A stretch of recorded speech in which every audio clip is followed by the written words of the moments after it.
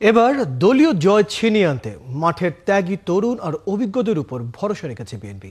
দলীয় মনোনয়ন ঘোষণার পর বলছে রংপুরের বেশিরভাগ বিএনপি নেতাকর্মীরা আর সাধারণ ভোটাররা বলেন এই ৬ জনের কেউ গত ৪০ বছরে ধানের শীষ নিয়ে কখনো জয়ী হয়নি। যদিও নেতাকর্মীদের আনন্দ উচ্ছ্বাস চলছে তালিকা পাওয়ার পর থেকে। শাহ বাজিদ আহমেদের প্রতিবেদনে বিস্তারিত। আসন্ন নির্বাচনে প্রার্থী বাছাইয়ে চমক দেখিয়েছে বিএনপি। দলীয় নেতাকর্মীরা বলছেন জাতীয় পার্টির দুর্গ এবার দখল হবে। গঙ্গাচড়া উপজেলা সিটি কর্পোরেশনের ১ থেকে ৯ নম্বর ওয়ার্ড নিয়ে গঠিত রংপুর ১ আসন।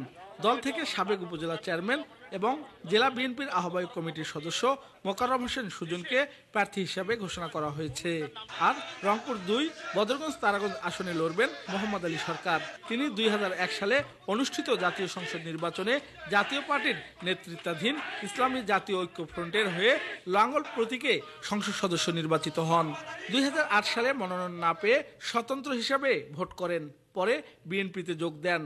১৯৭৯ সালে এই আসনে বিএনপি প্রার্থী মোহাম্মদ ইলিয়াস বিজয়ী হন। ধানের শীষের ব্যাপক সাড়া, এটি যার পর আর নাই।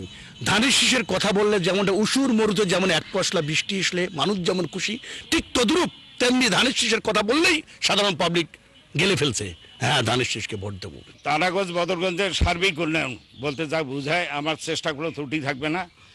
সরকার যদি আল্লাহ দেয় বিএনপি ক্ষমতায় আসে, ক্ষমতা থাকলে একটা আলাদা শক্তি থাকে, মানে কোনো কথা বললে তার একটা সাহস থাকে যে এই কাজটা করা যাবে। রংপুর ৩ আসনে গত ৫৪ বছরে বিএনপি শুধু একবারই জয় পেয়েছে। এই আসনে মহানগর বিএনপির আহ্বায়ক শামসুজ্জামান শামুকে দলের প্রার্থী করা হয়েছে। কাউনিয়া উপজেলা বিএনপির সভাপতি শিল্পপতি ইমদাদুল হক ভরসা কাউনিয়া পীরগাছা উপজেলা নিয়ে গঠিত রংপুর ৪ আসনে তিনি দলীয় মনোনয়ন পেয়েছেন। প্রতিটা ওয়ার্ডে ওয়ার্ডে আমার মনে হয় ১০ বার করে ঘোরা হয়েছে। আবারও আমরা আজকে থেকে নতুনভাবে শুরু করলাম। বিভিন্ন বাজার ঘাট আমরা যাব এবং আমরা যেখানেই যাই সেখানেই সাধারণ লোকজন ছুটে আসে। এই অঞ্চলে মানুষের মুখে আমি হাসি ফোটানোর চেষ্টা করব এবং রাস্তাঘাট, স্কুল, কলেজ, মাদ্রাসা, মসজিদ আমি এগুলোর ব্যাপারে ফোকাস দেব।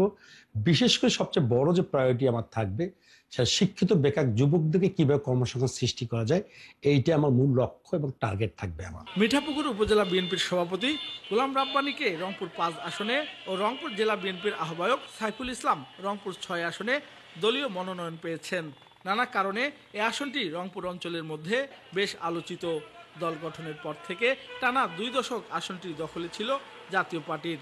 আমরা ব্যাপক সাড়া পেয়েছি। দেশ জাতির সাথে একটা সুন্দর নির্বাচন হবে, সেই নির্বাচনে মানুষ ব্যাপক উৎসাহ উদ্দীপনার ভোট দেবে, সেই ভোটে ধানের শীষের বিজয় হবে ইনশাআল্লাহ। তবে মনোনয়ন বঞ্চিত হয়েছেন মহানগর কমিটির সদস্য সচিব অ্যাডভোকেট মাহফুজুন নবী ডন। তিনি গত ১৬ বছরে ১০ বছরের সাজাপ্রাপ্ত সহ সর্বোচ্চ মামলার শিকার হলেও মনোনয়ন না পাওয়ায় ক্ষুব্ধ তার দলীয় সমর্থকরা।